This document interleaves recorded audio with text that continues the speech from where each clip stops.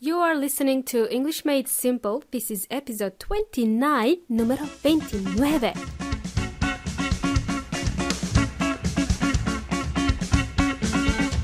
Hello, hola.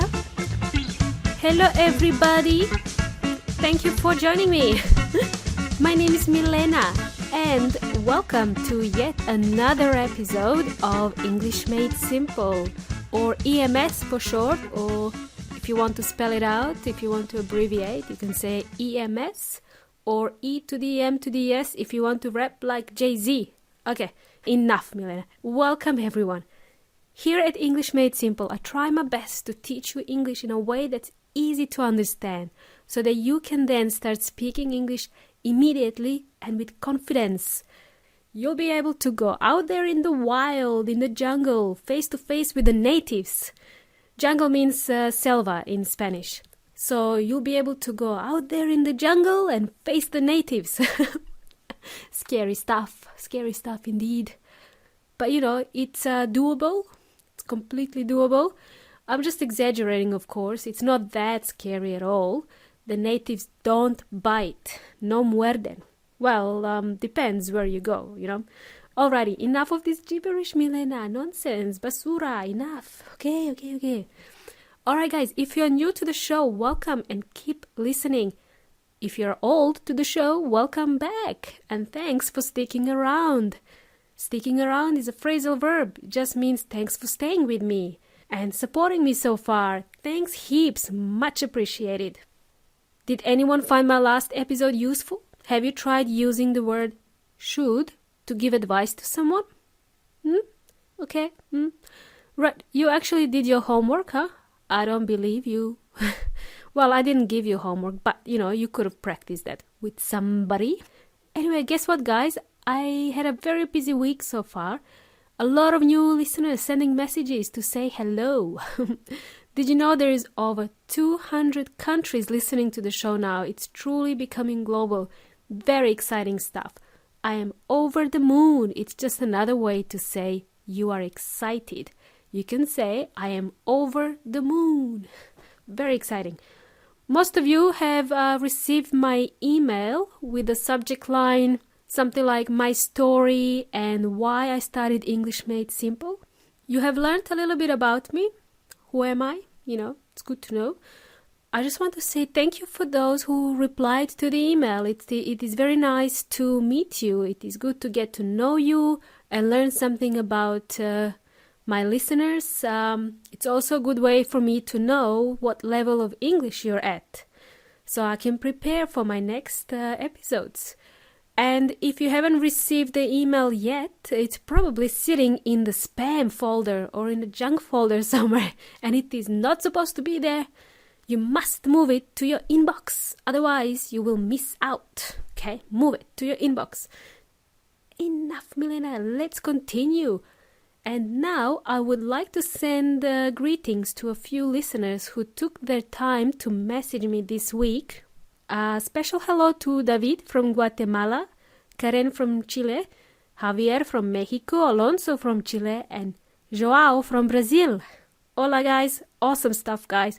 Thank you for your kind words, and I'm super excited that there is more and more people tuning in to this show. Bloody awesome. It's bloody awesome. Very British thing to say. Hey, everyone. Let's get back on the track, shall we? You are welcome to share this show with your friends. I give you permission. You are allowed to do it, so just do it. As the Nike slogan goes, just do it. You know the English expression, the more the merrier. Radio. Let's continue. So, in the last episode, we learned about the word should. Now, let's compare should, must, and have to. I've noticed that some of my students get confused about these three words. So, I'm just going to simplify it for you. I'm just going to summarize this for you so you don't get confused next time. Okay, so should, we learned in the last episode, the word should we use when we give opinion or give advice to someone, okay? That's when you use should, deberías. I now want to explain more about the words must and have to. I notice that students get confused about when to use must and when to use have to. Sometimes it really doesn't matter which one you use. For example, oh, it's getting late, I must go home. Or you can say, oh, it's getting late, I have to go home, I have to go. So in this case, you can use either I must go or I have to go. There is a slight difference between must and have to. Before I explain the difference, something you need to know is must is a modal verb. There are other modal verbs out there. They include the word shall, will, should, would, can, could, may, and might. These are called modal verbs and they're used to express necessity or possibility. Okay? If you want to find out more about modal verbs, you can just Google it and learn more about them. I'm not going to go into details about the modal verbs, but if you just go on to Google and you type modal verb and examples, you will learn more about the other modal verbs. I will cover them later down the track, okay? Not in this episode. In this episode, I want to focus on must and I want to compare it with have to, okay? Tener que, have to. So as I mentioned earlier, there is a slight difference between must and have to. Must is a stronger word. It implies something is required and really, really necessary and important to do. A must. You can use it to give orders to someone. Like, for example, you must do the dishes. I give orders to my husband. You must do the dishes, okay? This is your responsibility.